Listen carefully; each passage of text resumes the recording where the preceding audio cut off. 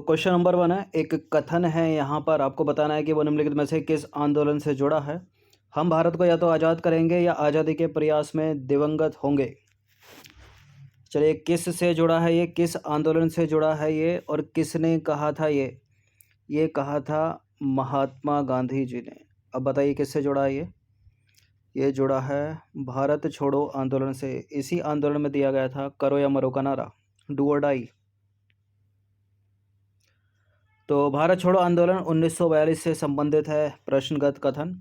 8 अगस्त 1942 को भारत छोड़ो आंदोलन या भारत छोड़ो प्रस्ताव कतिपय संशोधनों के बाद पास किया गया। देखिए, इसमें गांधी जी के द्वारा एक वक्तव्य कहा गया था जो महत्वपूर्ण है। क्या था वो?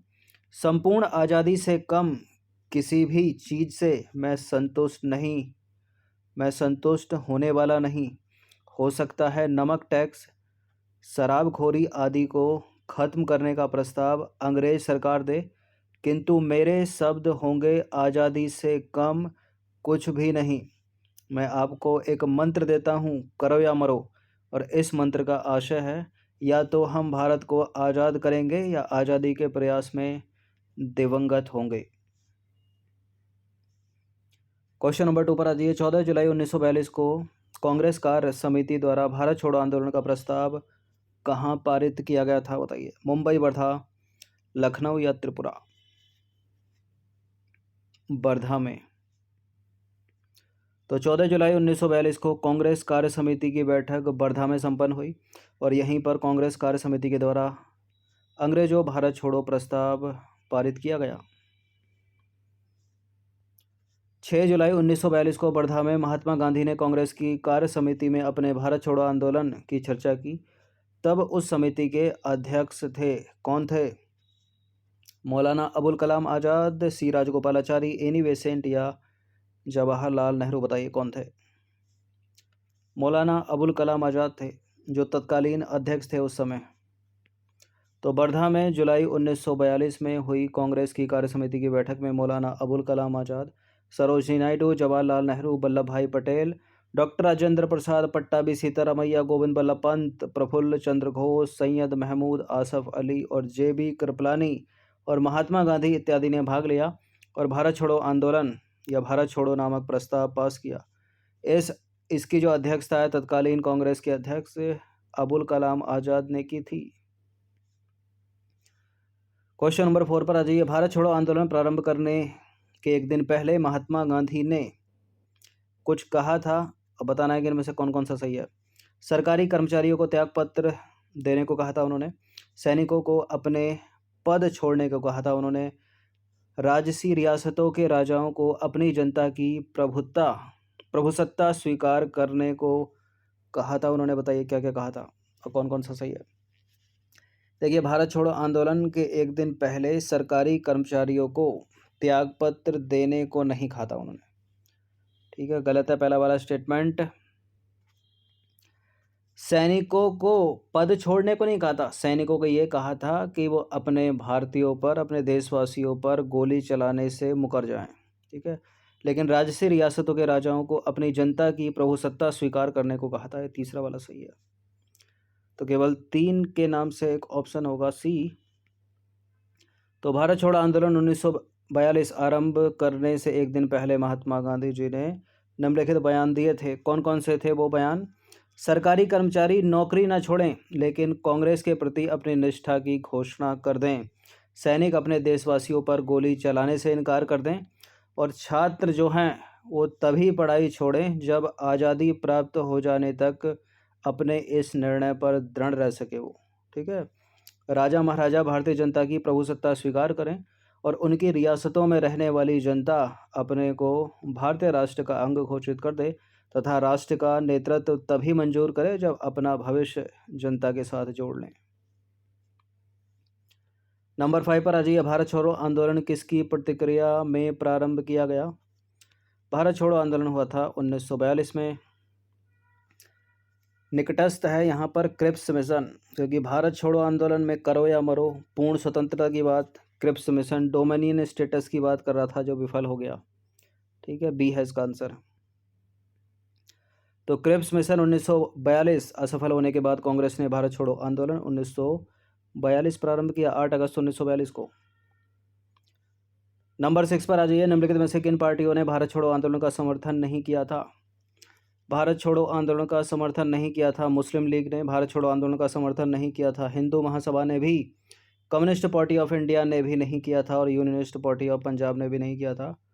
तो सारे के सारे करेक्ट डी है इसका आंसर। तो Hindu Mahasabha, communist party of India, unionist party of Punjab और मुस्लिम लीग ने भारत छोड़ो आंदोलन का समर्थन नहीं किया था। इंपॉर्टेंट है ये प्रश्न। क्वेश्चन नंबर 7 पर आ जाइए। 1942 में कांग्रेस के मुंबई अधिवेशन में निम्नलिखित में से किसके द्वारा भारत छोड़ो प्रस्ताव प्रस्तावित किया गया था? बताइए किसके द्वारा? जवाहरलाल नेहरू के द्वारा।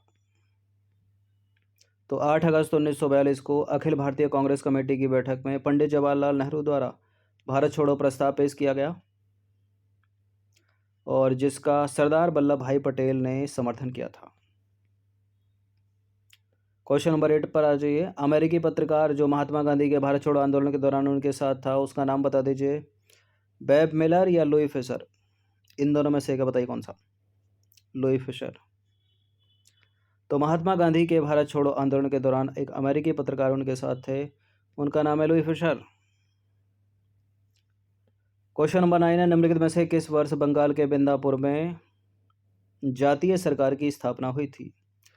बंगाल के मिदनापुर में जातीय सरकार की स्थापना हुई थी वर्ष 1942 में।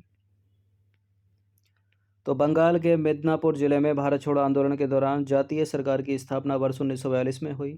भारत छोड़ो आंदोलन की एक महत्वपूर्ण विशेषता थी कि देश के कई स्थानों पर समानांतर सरकार की स्थापना हुई। इसमें 1942 के दौरान 3 प्रमुख स्थानों बलिया में, तामलुक मिदनापुर और सतारा में जो है समानांतर सरकार की स्थापना हुई थी और बलिया में चित्तू पांडे के नेतृत्व में। क्वेश्चन नंबर 10 पर आ जाइए। ऑपरेशन रूबिकॉन वह कूट शब्द था जिसे भारत में ब्रिटिश सरकार के द्वारा निम्नलिखित में से किस संदर्भ में प्रयोग में लाया जाना था? जेल में गांधी का आमरण अनशन, जयप्रकाश नारायण की गतिविधि, गोलमेज सम्मेलन में गांधी जी की सहभागिता, इनमें से कोई नहीं कुछ और हो सकता है। जेल में गांधी जी का आमरण अनशन, ऑपरेशन रूबिकॉन जैसे है एक ऑपरेशन जरनमो, कई सारे ऑपरेशन, ठीक है, उनको एक नाम दे दिया जाता है। तो आगा खां पैलेस में कैद के समय महात्मा गांधी के स्वास्थ्य में आमरण अनशन के कारण तेजी से गिरावट आ रही थी। चिकित्सकों के परामर्श पर भारत में ब्रिटिश सरकार द्वारा विचार किया गया कि अगर गांधी जी मर जाते हैं तो मुंबई सरकार प्रांतीय सरकारों के पास रूबिकॉन कूट शब्द भेज देगी।